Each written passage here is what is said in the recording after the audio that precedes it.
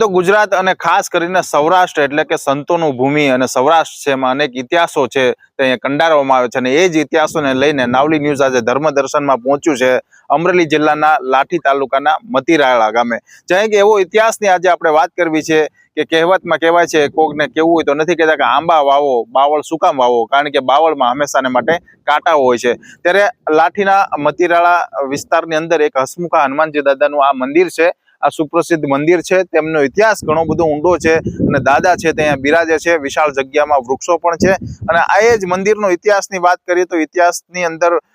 દાદાની જે અહીંયા બિરાજે છે એમની સાથે જ એક એવી વાત કરવી છે ઇતિહાસમાં કે જે વિશ્વાસની વાત છે, કોઈ અંધશ્રદ્ધાની વાત નથી, એ જ વિશ્વાસની વાત કરીએ તો અહીંયા આ તમે જોઈ રહ્યા છો આ બાવળ છે,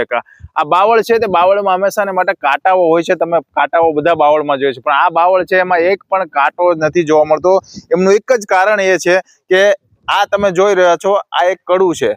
આ હિંચકાનું કડું છે કે જે દયારામ બાપુ અહીંયા તપ કરતા હતા કે ભજન કરતા હતા મંદિરને, એટલે કે વર્ષો જૂનું એમ 50 વર્ષ પહેલા આ હિંચકાનું કડું છે, હિંચકતા હતા અને એમના ઉપરથી બાવળ ઉપરથી કાંટો ખર્યો એવી એક લોકવાયકા અને એક ગાથા છે કે કાંટો પડ્યો એટલે કીધું કે અમે તમારું ભજન કરીએ અને આ કાંટાઓ અમને કેમ વાગે છે। ત્યારે આ બાવળ ઉપરથી એક પણ કાંટો રહ્યો નથી, આ એક ઇતિહાસ છે। આમાં તમે જોઈ શકો છો, હું તમને અન્ય બતાવું દ્રશ્ય, આ આખો બાવળ છે, બાકી આ રીતે પકડી ના શકો તમે, આમાં ક્યાંય કાંટો નથી જોવા મળતો,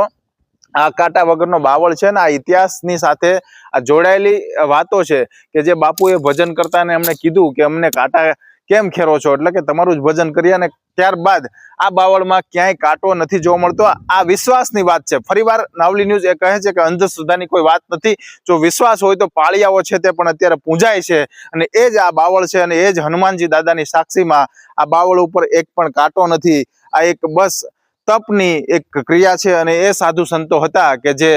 કોઈ પણ રીતે એમનું પોતાનું તપ હતું એ પ્રમાણે એ આખી ભક્તિ કરતા હતા અને આ જ ઇતિહાસને સંગ્રહીને આજે સૌરાષ્ટ્ર છે બેઠું છે। ત્યારે તમે પણ શું કહેશો મિત્રો આ બાબતે, કોમેન્ટ ચોક્કસ કરજો અને નાવલી ન્યૂઝને શેર અને સબસ્ક્રાઇબ કરતા જજો।